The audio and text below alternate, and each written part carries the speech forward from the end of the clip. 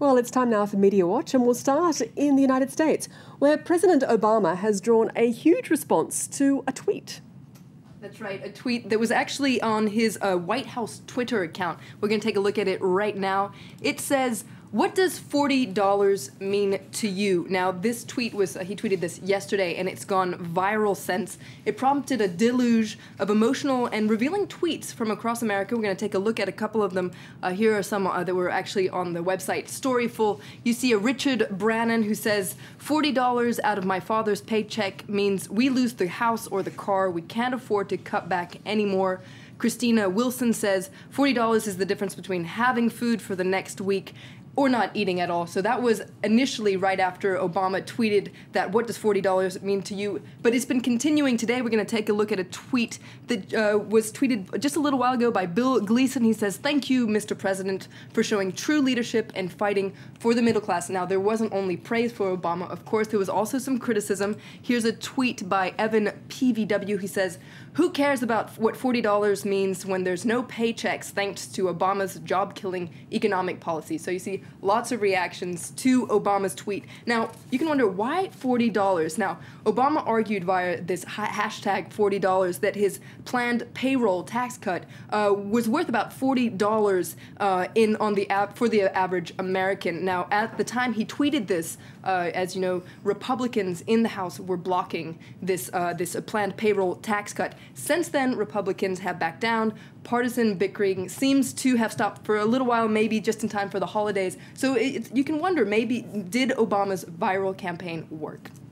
What about Kim Jong Il? Kim Jong Il, he's also getting a lot of buzz. He's been buzzing all week, as you can imagine. The New York Times is taking a look at the succession of Kim Jong Il. Now, according to an article in the New York Times, the only way for the outside world to try and solve the mystery of the unfolding succession in Pyongyang is to look at the mourners, and notably not only who's mourning, but who's not there. And according to researchers, there are two conspicuous people who aren't there, and those are Kim Jong-il's two oldest sons. So Kim Jong-un, who is the heir apparent, his older brothers.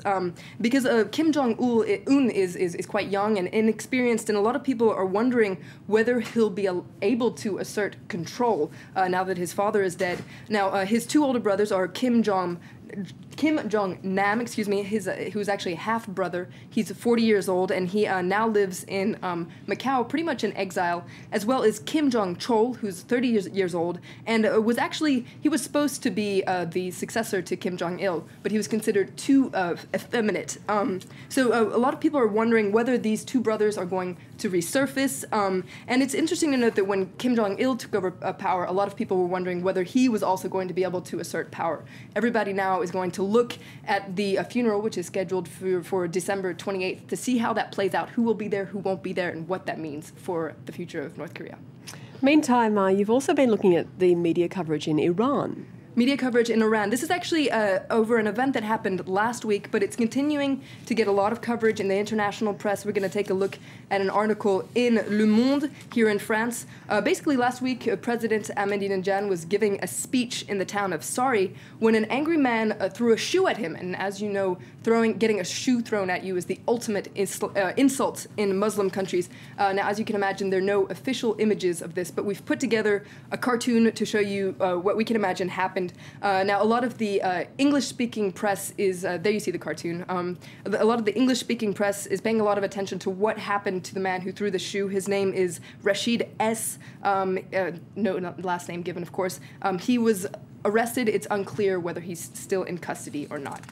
Now, what is Google doing with captions and contests? Well, it's the fill in the caption contest is it's very popular in lots of media, especially, for instance, in the New Yorker. They're very famous for their fill in the caption contest. Now, Google is jumping in. They're launching their own fill in the caption contest. This is according to an article in Mashable. Now, to test your wit, Google wants you to look at a cartoon in which one of the characters is performing a Google search, and your task is to write a caption to maybe imagine what it is that they're looking for on Google. Now, here you see a little Dutch boy with his finger in a dike, and he's Googling something. So what do you think he would be Googling? Some people thinks it could be, can sheep float? My favorite is how to build the Noah's Ark with one hand. Lawrence, thank you. The things you look at. Thank you so much. That was our Media Watch. Coming up, we'll go live to Turkey for more on the developing, a very serious feud between Paris and Ankara. Stay with us.